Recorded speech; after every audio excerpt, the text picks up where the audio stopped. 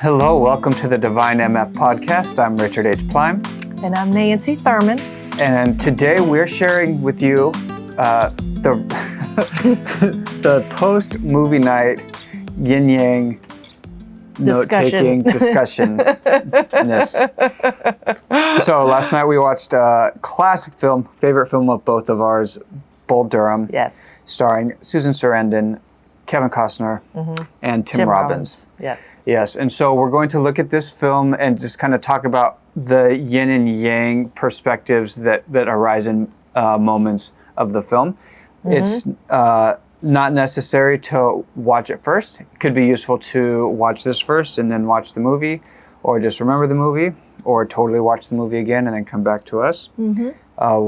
Or whatever. Yeah. You don't need to have seen the movie to get this. It's just sort of examples of how yin and yang kind of present themselves. Yes.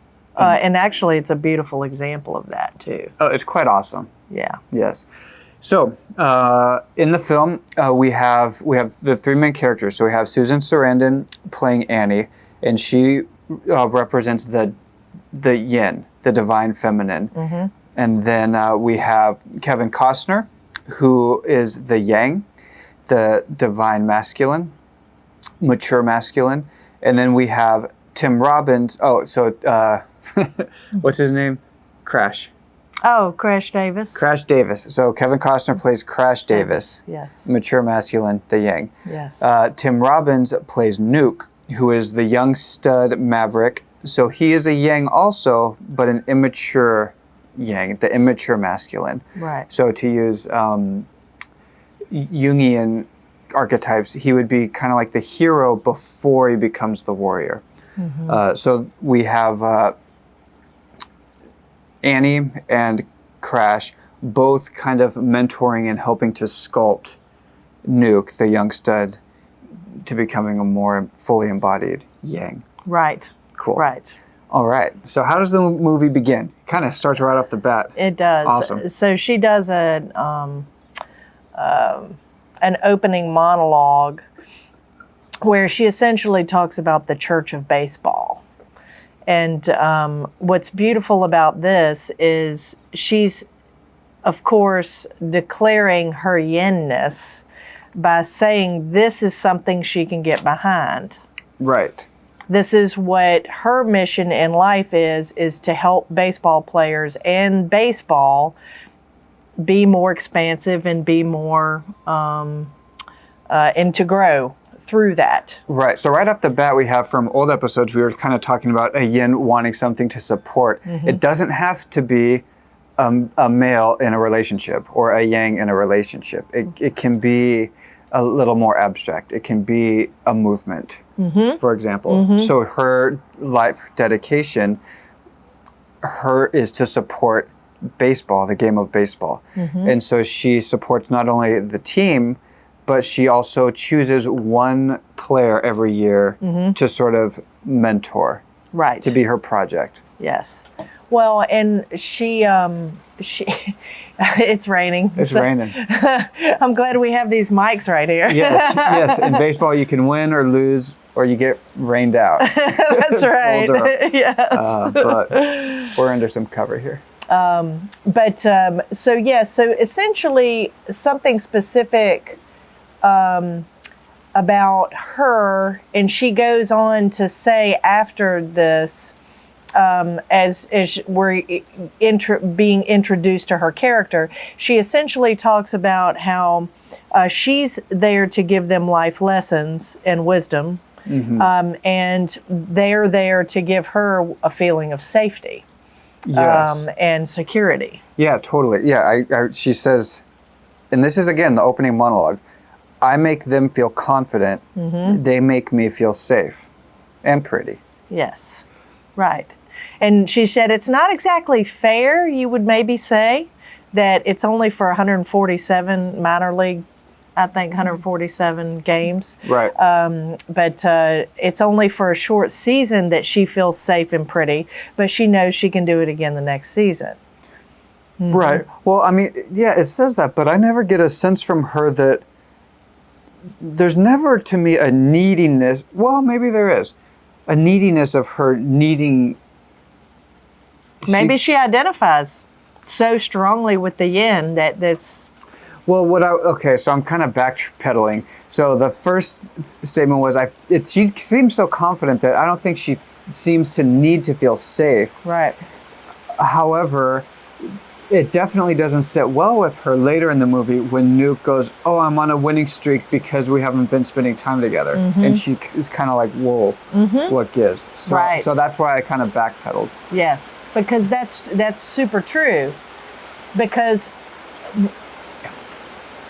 this is the question. Was she, so actually we can talk about this scene in a little bit, but that was my question about that entire scene. Was she actually challenging him to see if he would stay in his yang in an unconscious way? Yes. And stay on the streak when she was trying to seduce him? Yeah. Okay. We'll get to that. Yes, we will. That's a little. That's a good one. Peek. What were the first couple of notes you wrote? Because we kind of took notes chronologically. So after we get introduced to Nuke, his name is Calvin, I think, he's looking for a nickname initially. Right. But he's actually having sex with Millie, who's the other immature yin. Right. That's the friend of Annie, that also does the same thing and essentially hooks up with the baseball players every year. So he's having sex with Millie, and when Millie leaves and Annie says something to her along the effect of, "You're going to get everybody in trouble in the locker room." Yeah, stay out of the clubhouse. You're going to get the boys in trouble. Yes. Kind of, yes. And she says, "But I was lured there." And Right. Annie was very quick to redirect her and saying that you were never lured there. You take full responsibility for your actions. Yes, she said a woman is way too powerful to be lured by anything. Something to that effect. Yes. She totally did say that and said, told her to repeat, "I did not get lured. I accept full responsibility for my actions." Yes. And anytime you're a siren, that's what you're doing. Right. Is you're doing it for a reason, but you may not, you may unconsciously know what's going on. You're trying to actually, connect with a yang. It's a polarity thing. Nice. So what is it? So what is kind of beneath the message there? Like, so I'm not lured. I take full responsibility. What is she is there anything beyond? Yeah, I mean, she's encouraging her to never be a victim. Right. And to take, that is that own accountability that we all have to take in our lives. Whether or not it's who you have sex with, or one night stands, or that cigarette you smoked, or that drink, there is absolutely no reason to blame anybody else for any action that you take. Right. So that's the beauty of how Susan or Annie portrayed that motherly yin character to try and help Millie refocus. Yes, yeah, refocus, because they are there to support the players, and yeah, time off the field is intimate, and that is a part of it. But the clubhouse is not the place for that. So it was a little bit of, reminding her of the parameters. Right. Right. Absolutely. And also reminding her to take full responsibility for her actions. Right. Okay. Which any good yang does. Any good yang does. I mean, yin does, yes. Yes, any good everybody takes responsibility for their actions. So then we're introduced to Crash Davis. Kevin Costner's character comes in, and so he's a veteran catcher, and so he's brought back to the team and specifically to train this kid Nuke, to kind of get him on his feet, because he has a really good fastball, a very promising fastball. He could make it to the majors. They're a minor league ball club, and but he's throwing wild pitches, and he's too much of a boy. So he's brought onto the team, be the catcher, kind of mentor this kid, and so he was all right. So that's his job. That night at the local bar, he is friends with whoever Susan Sarandon is talking about, whoever Annie's talking to. Yeah. So he buys them a beer, And she sees him. Okay, he's kind of cute. They invite him over. He says hello, introduces himself to Annie. And within a few minutes, she asks him to dance. Yes, which any good yin always does. Right. So remember, again, in earlier episodes, we were talking about the yang doesn't have to do anything. You do not have to go bird dogging for the yins at the club. The yin will find you. He did nothing. Yes. He was invited to dance. Yes. And of course, he declined. No, I don't dance. And so she goes, oh, what a pity. In comes Nuke. He's there. He had been dancing with like 5 girls all at the same time, being a little playboy. Yes. And he asks her to dance, doesn't he? Yes, he does. And so he does the bird dog immature thing. She clearly would rather dance with Crash, but Crash doesn't dance, and so she goes, all right, well. And then Crash says to her, says actually, in order to stop that entire process happening, he goes, oh, she's dancing with me. Right. And then that's when they start doing the yang to yang thing. Yeah, the competition thing. Yes, the little peacock feather. Yes. Yes. So let's go outside. Yes. Yeah, let's take this outside. Yes. Okay. And then, so what comes of that? So they go outside. Right. Yeah. Oh, okay. So yeah, this was good. And this kind of brings me to my first note. So they go outside. Neither of them will throw the first punch. Right. So they do have that going. I mean, so Crash definitely has that, of course, throw the first punch. But even Nuke had that. So he is a good guy at heart. He's just young and dumb, but he wouldn't throw the first punch either. And so Crash uses wit. At him. You said at her. Did I say at her? Yes, I think you did. Did I? Yeah. Neither of them would throw the first punch. Yes. They were not fighting Annie. Annie was inside. So what Crash does, though, to kind of neither of them to kind of break the stalemate, he throws a baseball at him and says, "Well, hit me in the chest. You're a wild pitcher. If you can, hit me, go for it right here." "No, I'm not going to do that. I'll totally kill you." Yeah. He's like, "Well, no, actually, you got a wild arm and and you're not going to do it. You can't hit me. Go for it. Do it. You'll be embarrassed in front of everybody." So he does. And then he calls him meat. Right. Calls him meat, like, haha, I told you so. He doesn't like that. Crash does punch him then. Yes. So he throws a baseball at the window and says, yes, of course you can't hit anything. Yeah, haha, you suck.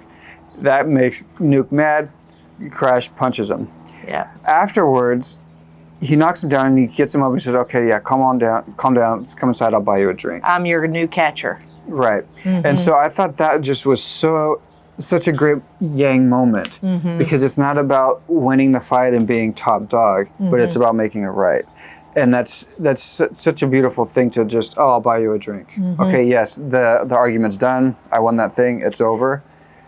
Let's move on. I will buy you a drink. The finiteness of a Yang. Yes. So a Yang always wants to get to a resolution, to an end, complete it. Right. Nothing residual. It's clean. It's done. It's time to move on. Right. And that is beautiful because they both are okay. All right. Okay. Let's go inside. Yeah, and that's fine. Yeah. Yes. So then are we going to go sequentially? So I guess next is with Annie, and she's going to pick one of the two because she only picks one guy to be her project. Yes. Is that what you have written? Is there something else I skipped? So actually, it was very interesting. I made a note of the wardrobe of the Yin. She always believes of dressing up, and she always wears dresses to the ballpark. And then she's always watching, even though she's literally sitting there in a dress, dressed really nice, and she's always there watching and always ready to give notes to the players. And that was something that I noted that Annie did specifically, and how she dressed. And actually, even later on in the movie, Crash makes a comment. who dresses you? Yes. So she obviously has this self-image of, I need to be attractive. I need to present myself a certain way with class in order to attract Yang. Nice. And to support Yang. Cool. So I guess it might be skipping a little bit, but on this note, the next one thing I wrote was on how you present yourself is Nuke had flip-flops for the shower that had fungus on them. Just disgusting. So his locker room shower flip-flops had fungus on them. And Crash points that out. He goes, no, you're never going to make it to the bigs with this going on. You got to have sandals that are, come on, clean up your act. Yes. And so the Yang too has to, how you present yourself is intentional. The way the flip-flops that you have on in the shower is 100% indicative of how you will play on the field, how you will pitch the ball. I'd like to just quote a teacher of mine, Fran Bennett, who, a similar note for performance, she said, there is no rehearsal for life. This is it. Yes. Meaning the way that you show up to the practice, to the rehearsal, to the locker room, that is 100% aligned with how you do whatever it is that you do, whether it is the performance or whether it is being a pitcher or having a business or having a family or whatever, how you dress yourself. Yeah, absolutely. Absolutely. Unless you're going to be a hermit and live in a monastery and you're going to shave your head and be not engaging with any other human beings, then that's what human beings do. They interact with each other. And yes, there is a certain amount of presentation involved, even though, yes, of course, you should always be yourself, right, and be authentic and integral and that kind of presence. Right. But yes, there are certain things that you don't look like a slob if you want to present yourself as get put together. Right. Yeah, it's really no different than if you are going to go on a run, you will wear running shoes. Right. If you're going to the beach, you will dress beach appropriate. If you're going to the snow, you will have the proper jacket. And if you're going to do a task or engage with people, let your clothes support you doing your best you. So it's not a costume to measure up, it's letting your clothes support you. For both the yin and the yang. Right. For everybody. Yes. Great. It's representative. Yes. Yes. But yeah, it was interesting that you wrote the flip-flops and I wrote the dresses. Yeah. Yeah, we both, that was our next. Yeah, we didn't discuss with each other. We just both wrote notes and watched the film. So this was good. Okay. So when Annie and Nuke are having sex, and she calls out Crash's name. Yes. Oh, Crash. Yes. And very. This is what I would consider an alchemist, because his immediate reaction, of course, would be what anybody would say, would be like, what? Why did you just call his name out? Yeah, I'm laying all my best moves. I'm the stud. I'm the 100-mile-an-hour fastball. Yeah. Like, you chose me. So in the previous scene, she sat them both down and said, well, I don't know which one of you to pick. And Crash was like, well, if you're even considering me with this dude, like, forget it, basically. I don't need this. Right. So she ends up with Nuke as her project. Yes. And this happens. And but it's very interesting how she goes about his response. A typical yin would be something that would cool the friction. Right. Yes. The yin is cooling. So that's obviously uncomfortable, right? Yes. Oh, ooh. So what she says to him was absolutely just amazing. She says, would you rather be but wait, she builds to that. Yes, she does. It's such a good line. She builds to that. The first thing she says is,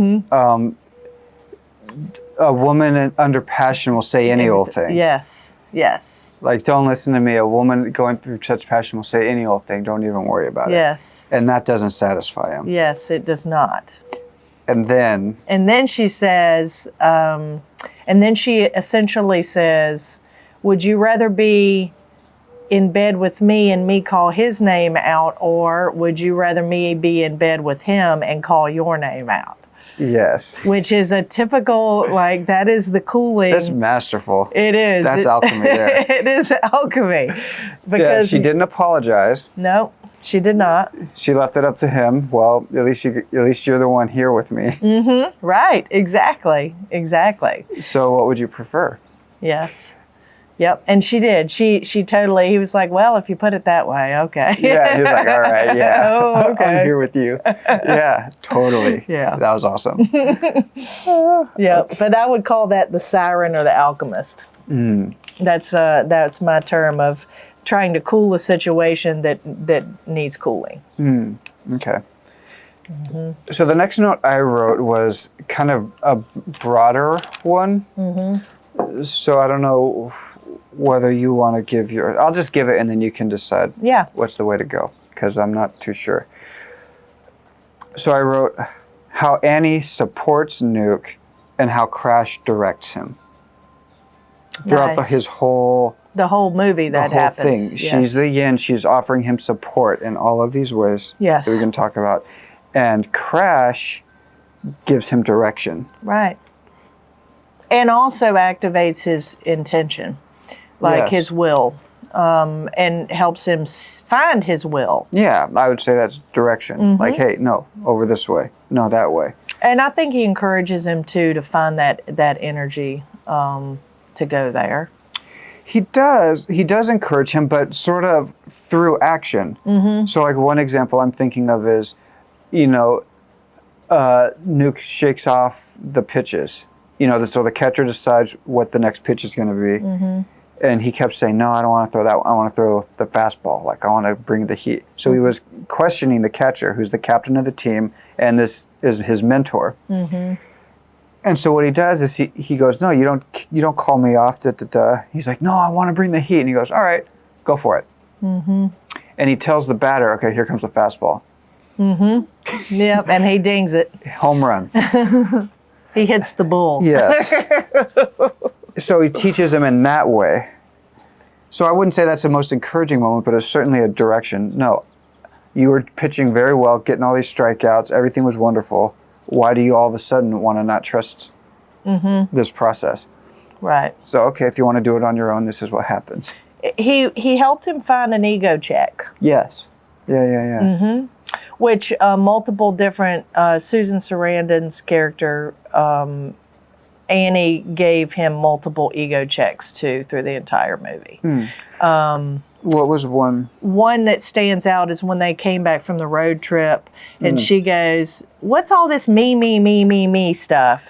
Yes. Aren't you glad to see me? Don't you think I look pretty? Yes. That was excellent. So, so they had some away games. She greets them when the bus arrives.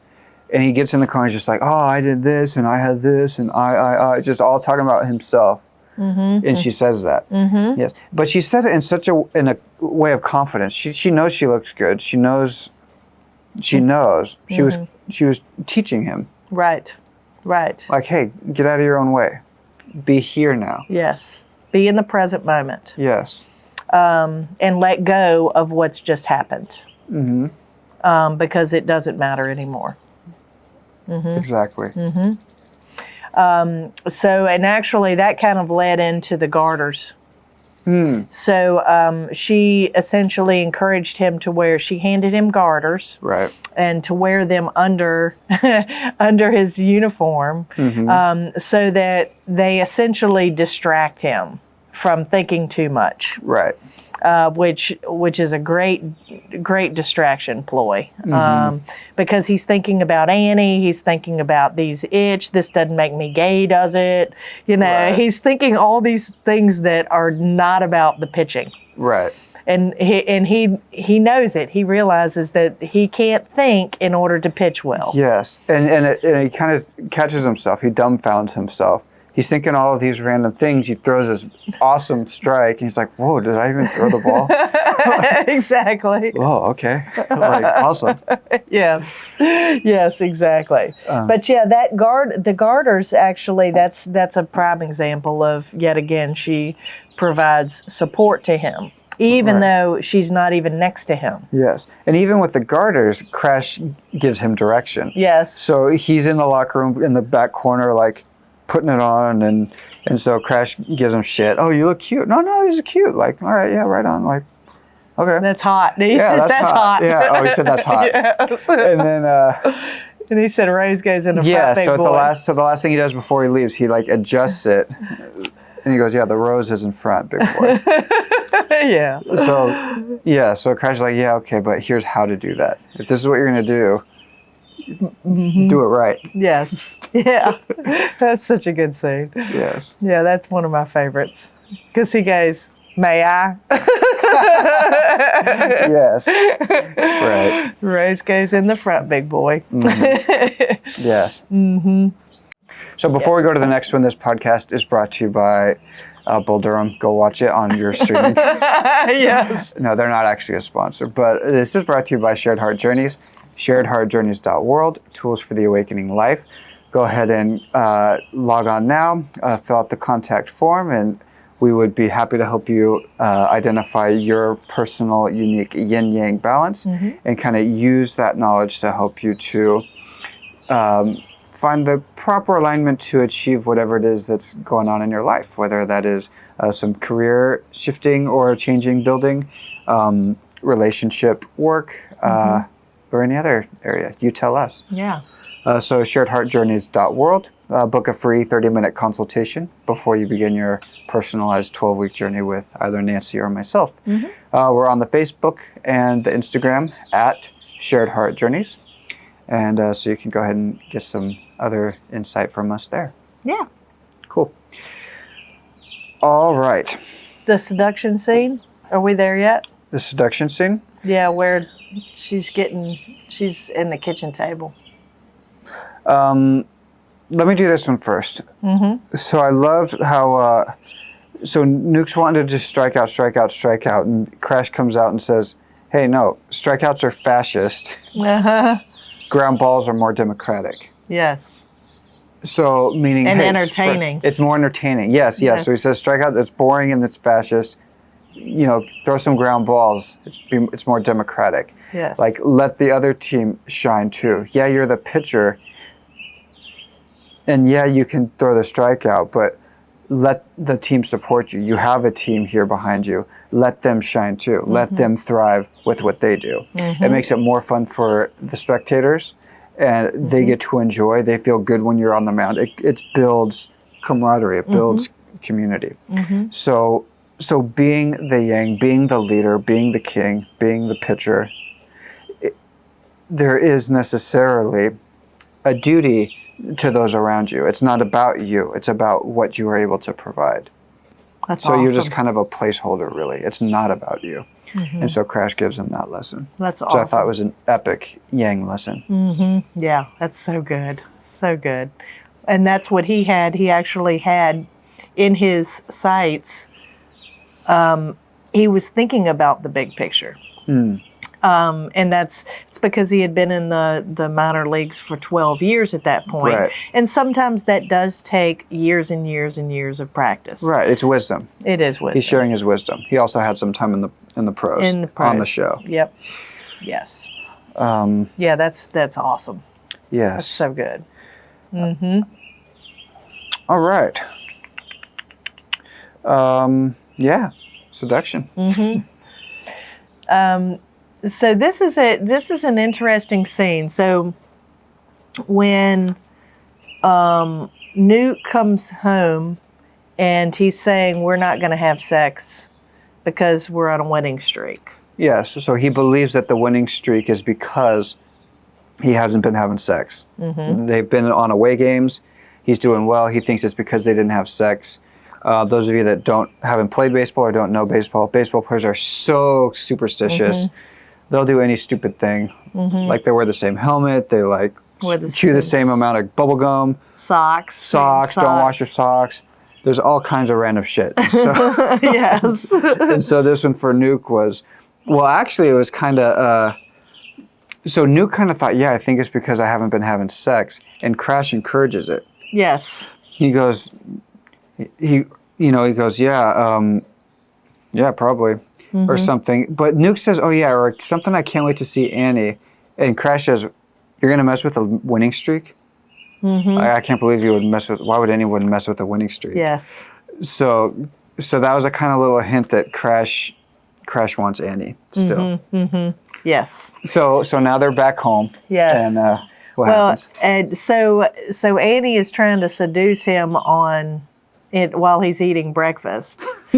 She puts her leg in front of him and says, "Let me teach you some hand-eye coordination," or something like that, and let me show you how to unsnap my garter holding up my hose. Yes. And he's like underneath, and he's like all twisted around, and she starts rubbing on him, and he goes, "You're trying to seduce me, aren't you?" And she goes, "Of course I'm trying to seduce you."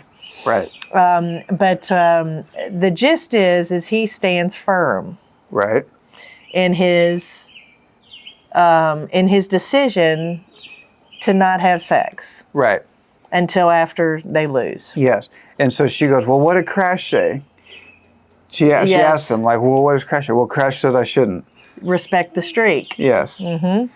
Yes. And no. Well, he didn't say that, because she goes to question Crash. Yes. And then Crash says back to her, if a player believes he's having a streak because he's not having sex, then you have to respect the streak. Yes, or because of the bubble gum, or because of the socks, or because of whatever thing.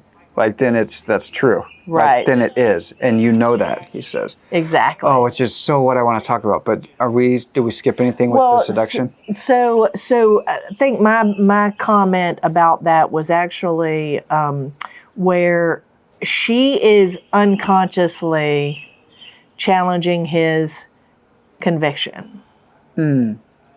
Is what's happening. Yes. Because this is what nagging is. So nagging is a yin essence, a divine feminine, that is challenging the yang to stand steadfast in their mission, in their focus, in their intention, in their direction. So even though Annie's ego kind of got involved a little bit there, and it kind of leaked out, that she's like, you're messing with my private life. Right. Don't mess with my sex life, Sure. But she actually unconsciously realized that that's what she was doing, actually, after Crash explains to her that you respect a streak. Right. And she goes, that's not what it is. No, that's not what got her, as I remember it. So this does kind of warrant backtracking a little bit, because they always have this ta-ta-ta, very Beatrice and Benedict from Much Ado About Nothing, kind of. And so, like, she dishes, earlier in the film, she dishes out all her, this is how it is, and that's this, and da-da-da-da-da-da-da. And he doesn't put up with it. He kind of calls out that she was just quoting Susan Sontag. Yes. And he goes, yeah, and Susan Sontag sucks, or whatever. Like, I know your moves. Like, I read that too. And she had a comeback. She always had a comeback. They could always... And so in this, he says, yeah, you do respect the streak, which she knows. And he says, because if they believe that it's because they're not having sex, or because of this or that, or their socks or whatever, then it's true. And you know that. And that... Yes. She knew that was true, that it's all in your belief system. Right. And that was such a and it deflated her ego big time. Yes, and it was silent. And then even the next thing he says finally is, "What? Don't you have some, perfect response to that?" Yes. And that wins him to her. Yes. Right. And that's when she says, "I want you." Yes.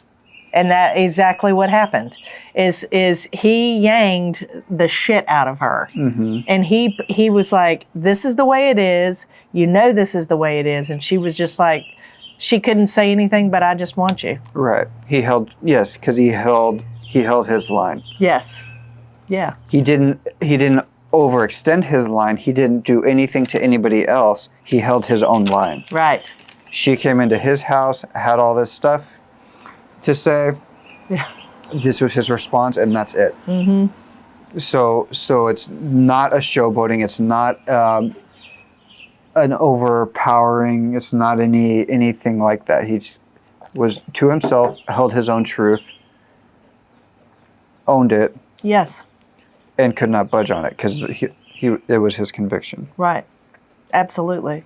And I think that was a perfect scene to show how those two would attract each other. Yes, the yin energy, questioning and prodding. Is this sound? Yes. With me, this is sound. Yes. And she wanted him. And that's exactly what she wanted, was him to say that. Right. Yeah, I thought it's a beautiful scene. Yes. Yeah, actually, that's one of my favorite scenes now that I think about it. More so than even the love scene. Oh, no, I think that's my favorite scene, for sure. Yes. Okay. What's your next one? So I did think it was very interesting that the team actually ended up going to shit, is what I wrote here. Oh, right. Without Millie or Annie there. Yes. So when they weren't there, because they were getting ready for Millie they were putting on her bridesmaid or her bridal gown. Yes. And sewing that, and they were listening to the game on the radio. Right. It was almost as if their yin energy was so not there that the team even felt it. Yes. Did something else? This was after. That's this when Crash fight scene. calls the cocksucker. Yes. So Annie's gone. Crash calls the ump a cocksucker. He gets thrown out of the game. So the yin and the yang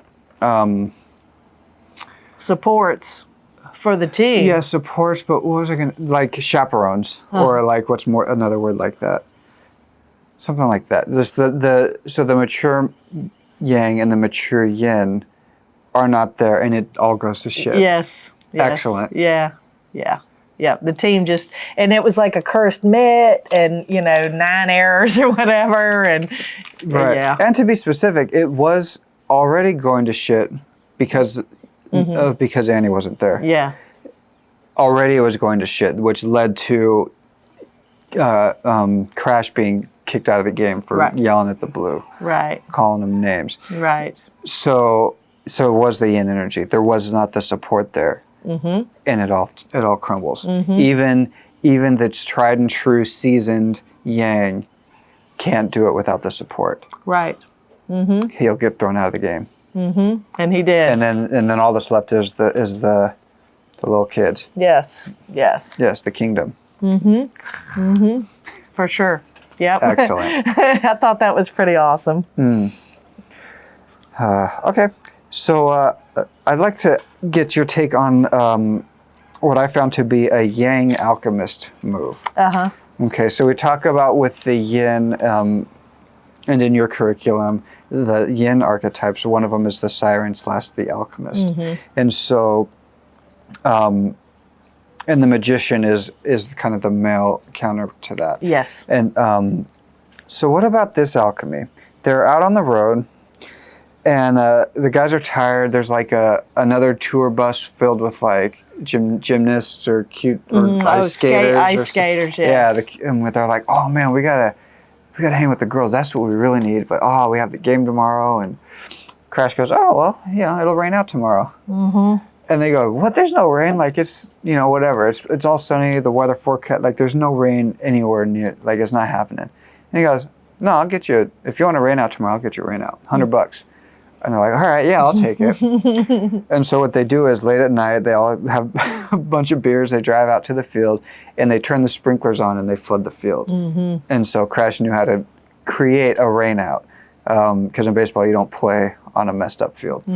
So Even in the so what's your manners. take of that? Yeah. Yeah, I think that is that is I would say that's an alchemy thing.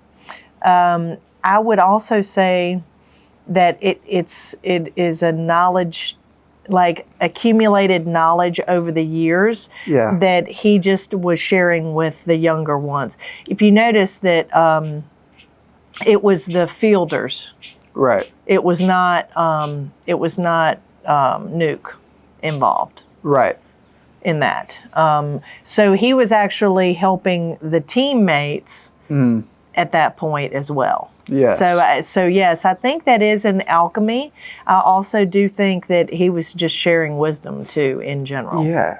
That's a great point that Nuke wasn't there. Why do you think Nuke didn't need to hear that? I don't know. I think Nuke needs to focus. Like, no, Nuke, you don't need that. You're already a party boy. You don't need any help getting party boy on. And you actually need you need some discipline. Right. And yeah, he actually, and actually now that you think about it, so Crash has the ability to flex any way that he needs to flex. So like he can help with the discipline. He can also help with let's get around the rules. Yes. So I think that's actually a really nice. Yeah, I think alchemist or magician is a very good term for that. Nice. Yeah. Yes. I would say so. Yeah, I would love to hear if anybody thinks that, or thinks that's a different archetype. Yes. Example. Yes. What did you think of Annie's house with all the knickknacks everywhere? I didn't notice this, but you did, which is funny, calling to an earlier episode. So it was a very full house. Full house. So Yens in general don't like empty vacuums. Yens like crap. Closets full of shoes, of clothes, jewelry, knickknacks on for the most part. You know, this tends to be a yin energy. We're not talking about a female that has yang energy necessarily. Well, That's dominant. Yin is yin. Like you can be a male or a female. Doesn't matter. And like knickknacks. But yeah, just that's just your yin energy. Yes. Yeah. And you fill your space with stuff. You fill your space with children. You fill your space with people. Right. Social. Yes. Scenarios. Right. You fill your space with knickknacks. Right. And so why that's useful to kind of point out now is that it can be a nice indicator if I go, oh, you know, actually, yeah, I really do appreciate knickknacks and all of this stuff. Oh, maybe the yin energy is kind of a part of, like a big part of when I feel I'm at my best. And so then some investigation into how to support and what the yin energy entails to kind of create the space in your life to be doing that. Right. Rather than doing some yang stuff that maybe doesn't feel so well. It's causing stress. It's kind of like, oh, why are things not feeling right? So that's why we're just kind of pointing out these little characteristics. Right. To kind of, so that we can go, oh yeah, this feels like me, or no, that doesn't feel like me. So you can kind of help to sculpt a life and sculpt scenarios that will feel in alignment with your balance, your yin yang balance. Right. Yeah. Exactly. Yeah. Because I didn't realize that until I saw what a strong yin character she is.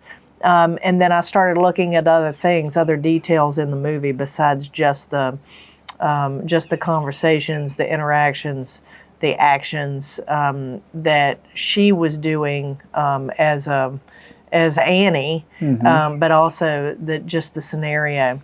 Like the lovemaking scene, there's nothing but candles. Right. Very yin. They were in a bathtub. There's books everywhere.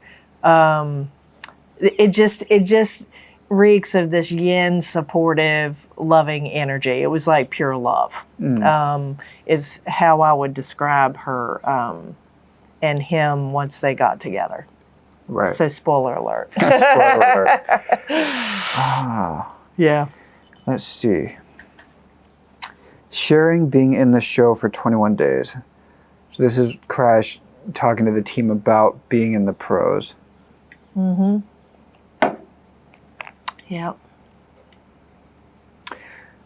I'm not really sure why I wrote that.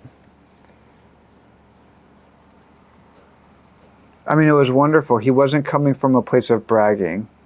They asked, and he just shared what it was about, what it was like. Kind of, this is the promised land. Right. And you can get there. Yes, and you can get there. I've been there. It's real. It exists. Yes.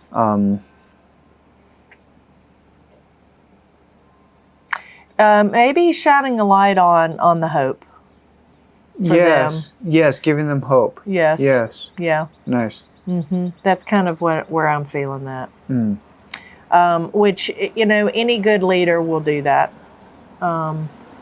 Will remind you that while you are doing this grueling schedule, Right. there is a reason why you're doing that. That is actually the intention. He's reminding them of the yang intention. Ultimately, that's what all minor league players want to do. It's not just to get a paycheck, Right. to play the game they love, even though that's awesome. Ultimately, they want to go to the show. Right. Totally. For many, many, many different reasons. Yes. Yes. Let's see. It all goes to shit when she is not there. We talked about that.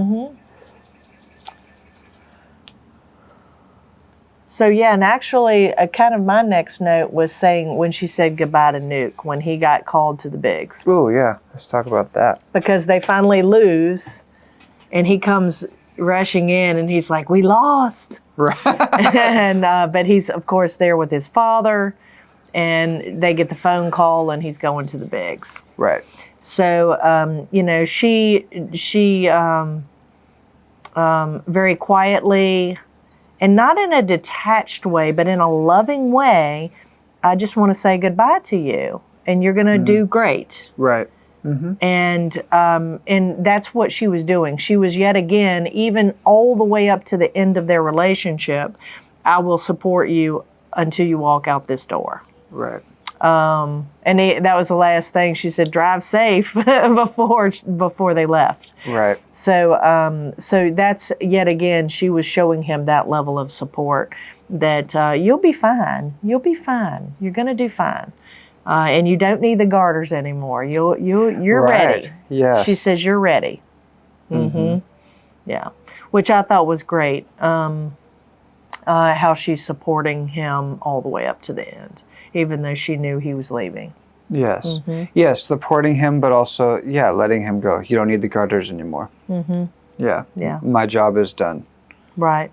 Well, and I think it actually, and this is not necessarily a yin and yang thing, but it's a very mature way of dealing with relationships in that you see the purpose from a wisdom perspective and a love perspective. Her loving him, and she loved him.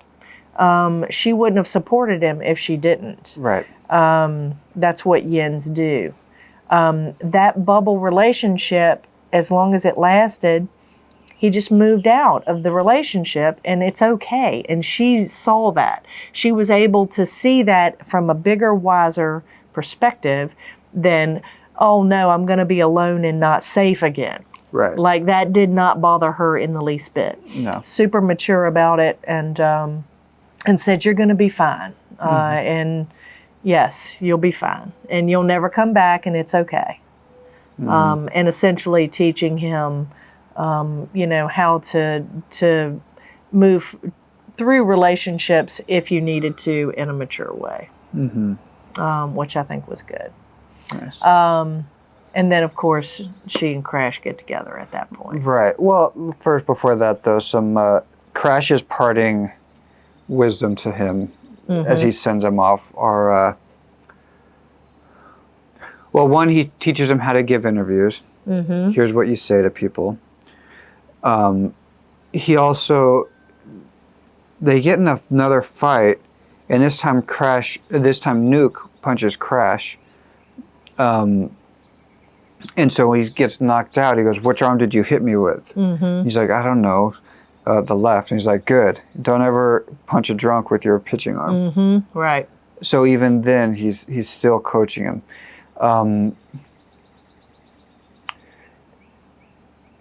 Yeah.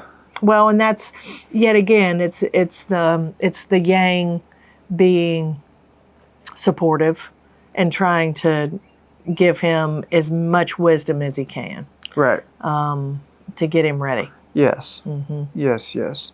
And it wasn't "you'll be fine" as she gave him. It was, "This is what you do." Right. It was direction. Direction. Like, it was direction. Yeah, which is very Yang. Totally.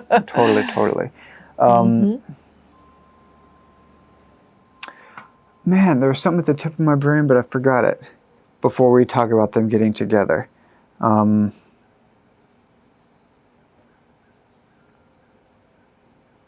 don't know. Let's go. So they get together. Yeah. Well, so it was literally wordless. So he actually shows up at her door. Right. Finally takes her up on the invitation. From many months prior. Yes. And he had been let go from the Durham Bulls. Right. He did his job. Yep. So they let him go once Nuke left. And so he goes to her for support because he knew that she would support him. And their first night together, of course, was, a beautiful love relationship, physical intimacy, and Right. fun, emotional, Playful. The whole shebang. So yeah, they obviously had the polarity there all along, and that was yay. Yeah. Of course they got together. Right. But yeah, super yin, and he actually was allowing her to do healing, to help him in supportive ways, not just physical intimacy, but like she hugged him, she danced with him, they drank alcohol together, which of course is a very yin activity. Right. Lots of things that she offered him. Yes. That was supporting him during a time where he felt extremely stressed. And then, of course, he was rejuvenated the next morning, and he was able to go and find a new gig. Right. Yes. And then once he hit his dinger, his last, he actually made the minor league record in home runs. Right. He hung it up. Yes. And he showed up back at her house. Right. Yeah, which is interesting. He still had, even though he was being a mentor and a leader, he still had his own purpose. He still had his own achievement to do. That he stuck out until he did it, and nobody celebrated it. Nobody knew. They just thought, it was just another home run. He was the only one who knew, and well, she knew. She knew, but no one else knew that he set a record that day, and that he held a record. Yeah. And it didn't matter. He accomplished it, and then he could hang him up. Yeah. Yeah. And so, yeah, she was a necessary part in that to support him through that. Yeah, totally. And of course, at the end, she said that I'm giving up boys, not baseball. And he said, I'm stopping baseball. Well, he was going to manage a team, but quit potentially manage. Yeah. But yeah. So what about this last quote? So she actually said, talking about Nuke, like Nuke's going to be fine. Yeah. She said, the world is made for people who aren't cursed by self-awareness. The world is made for people who aren't cursed by self-awareness. Yeah. So if you go through life non-aware, which majority of people do, non-self-aware, so not knowing your power, not knowing you're creating your life, not knowing that you're the common denominator in your life, not taking accountability for your actions, not taking accountability for your reactions, then absolutely. Well, I actually kind of took it totally different when she said that, because she's showing Nuke being in the pros and just doing a lot of faux pas, which is like fine about it. And so I took that quote from her to mean a sort of ignorance is bliss kind of a thing, where he'll be fine. He has no self-awareness. Yes. So nothing can really get him down. Right. Even when he fucks up. Yes. And so the world is made for that. Like, the world is so hard that you kind of have to be self-aware to make it through. You mean not self-aware? Yeah, you have to have zero self-awareness. Yes. Exactly. Correct. Yes. Yeah. Which is very, very awesome. It's ironic and awesome at the same time, because that's what we teach is self-awareness. Right. Yeah. But yes, this is true. Ignorance is bliss. Right. And especially in younger individuals, I think that I remember when I was young and dumb, the ignorance part was really nice. And then once you learn more about how you do have to take accountability for your life, in a yang and a yin way, right. Yeah, you can't go back anymore. Yeah. There's an innocence of youth and an innocence of ignorance. Oh, that's a good quote. Say that again? Innocence of youth and an innocence of ignorance. Yeah. Yeah. Right.